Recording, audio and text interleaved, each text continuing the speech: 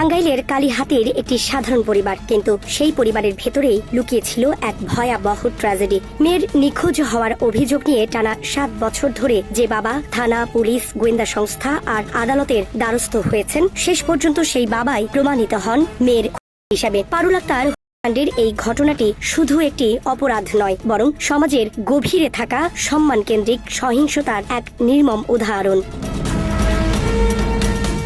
পারুল আক্তার ২০১২ সালের ২৮ মে পরিবারের অমতে একই গ্রামের নাসির উদ্দিনকে বিয়ে করে বাড়ি ছাড়েন। এই বিয়ে পরিবার মেনে নেয়নি। বিশেষ করে তার বাবা মোহাম্মদ কুদ্দুস মিয়া বিষয়টিকে নিজের সামাজিক মর্যাদার উপর আঘাত হিসাবে দেখেন। এরপর প্রায় ৩ বছর পারুল ও তার পরিবারের মধ্যে কোনো যোগাযোগ ছিল না। পারুল ও তার স্বামী ঢাকার আশুলিয়ার জামগড়া এলাকায় একটি পোশাক কারখানায় কাজ করতেন, কিন্তু স্বল্প আয়ে সংসার চালানো কঠিন হয়ে পড়ে। আর্থিক টানাপোড়েন থেকে দাম্পত্য কলহ বাড়তে থাকে।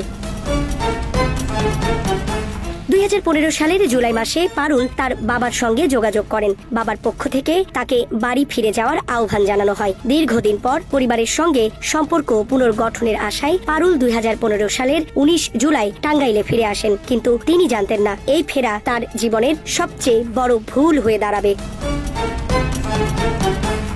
তদন্তে উঠে এসেছে, মেয়ের ফিরে আসার খবর পাওয়ার পর থেকেই কুদ্দুস মিয়া ভেতরে ভেতরে প্রতিশোধের পরিকল্পনা করতে থাকেন। তার ধারণা ছিল পারুলের পালিয়ে বিয়ে করার কারণে সমাজে তার সম্মানহানি হয়েছে। সেই ক্ষোভ থেকেই তিনি মেয়েকে সিদ্ধান্ত নেন। পরিকল্পনা বাস্তবায়নে তিনি যুক্ত করেন তার পরিচিত অপরাধী মোকাদ্দেস ওরফে মোকা ডাকাতকে। মোকাদ্দেস দীর্ঘদিন ধরে বিভিন্ন অপরাধে জড়িত ছিলেন এবং জয়পুরহাটের ৫ বিবি উপজেলার কলন্দপুর এলাকায় তার শ্বশুর বাড়ি থাকায় জায়গাটির নির্জনতা সম্পর্কে ভালো ধারণা ছিল তার। পরিকল্পনা অনুযায়ী কুদ্দুস মিয়া মেয়েকে বলেন তাকে নতুন করে ভালো পাত্রের সঙ্গে বিয়ে দেয়া হবে। এই প্রলোভনে পারুলকে ২০১৫ সালের ২২ জুলাই জয়পুরহাটে নিয়ে যাওয়া হয়। রাতের বেলা তাকে কলন্দপুর গ্রামের তুলসী গঙ্গা নদীর পাড়ে নেওয়া হয়। সেখানে আগে থেকেই উপস্থিত ছিলেন মোকাদ্দেস। পারুলের হাত পা ওড়না দিয়ে বেঁধে ফেলা হয়। তারপর গলায় গামছা পেঁচিয়ে শ্বাস রোধ করেন তার নিজের বাবা কুদ্দুস মিয়া।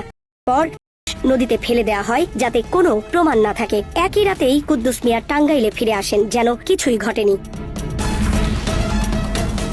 কুদ্দুস মিয়া নিজেই মেয়ের স্বামী নাসির উদ্দিনকে অভিযুক্ত করে মামলা করেন। তিনি দাবি করেন আশুলিয়ায় গিয়ে মেয়েকে খুঁজে পাননি, স্বামী নাসিরই হয়তো তাকে গুম করেছে। এই অভিযোগের ভিত্তিতে মামলা তদন্ত সবকিছুই চলতে থাকে। টানা ৭ বছরে টাঙ্গাইলের কালীহাতি থানা, পুলিশ, জেলা গোয়েন্দা শাখা, পিবিআই ও সিআইডি ৪টি সংস্থা তদন্ত করে, কিন্তু কোন সংস্থাই হত্যার প্রকৃত রহস্য উদ্ঘাটন করতে পারেনি। প্রতিবারই তদন্তে অসন্তোষ হয়ে কুদ্দুস মিয়া আদালতে নারাজি দেন। তিনি মামলা চালাতে গিয়ে জমি জমা বিক্রি করেন, ঋণ নেন, সবকিছুই করেন নিজের সাজানো গল্পকে টিকিয়ে রাখতে। শেষ পর্যন্ত বিচার বিভাগীয় তদন্তের আবেদন করেন তিনি। আদালতের নির্দেশে নতুন করে মামলার তদন্তের দায়িত্ব পায় পিবিআই। এবার তদন্তকারীরা ভিন্নভাবে এগোন। তারা মেয়েটির স্বামীর করা একটি নিখোঁজ ডিডি থেকে একটি মোবাইল নম্বরের সূত্র ধরে তদন্ত শুরু করে। পারুল নিখোঁজ হওয়ার আগে এই নম্বরে কথা বলেছিলেন। পরে জানা যায় নম্বরটি ব্যবহার করতেন তার বাবা কুদ্দুস মিয়া। তবে হত্যার পর তিনি নম্বরটি বন্ধ করে দেন। দীর্ঘদিন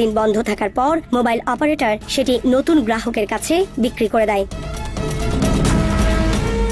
পিবিআই তদন্তকারীকে প্রায় ৭.৫ বছর পর এই নম্বরের সূত্র ধরে আবার তদন্ত শুরু করে। পরিবারের ২২ জন সদস্যকে জিজ্ঞাসাবাদ করা হয়। এক পর্যায়ে নিশ্চিত হওয়া যায় নম্বরটি কুদ্দুস মিয়ারই ছিল। এরপর তাকে ব্যাপক জিজ্ঞাসাবাদ করা হলে তিনি ভেঙে পড়েন এবং দায় স্বীকার করেন।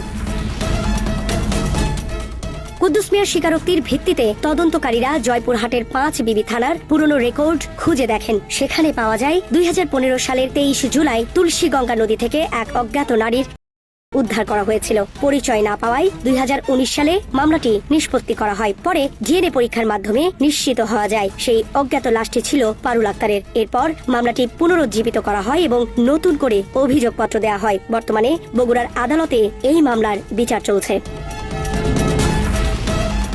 তদন্তকারীরা বলছেন এটি একটি অনার, যেখানে পরিবারের তথাকথিত সম্মান রক্ষার নামে নিজের সন্তানকেও করা হয়। দক্ষিণ এশিয়ার কিছু দেশে, বিশেষ করে পাকিস্তান ও ভারতের কিছু অঞ্চলে এ ধরনের ঘটনা বেশি দেখা যায়। বাংলাদেশে এমন ঘটনা তুলনামূলক কম হলেও একেবারে নেই তা নয়, বিচ্ছিন্নভাবে ঘটছে।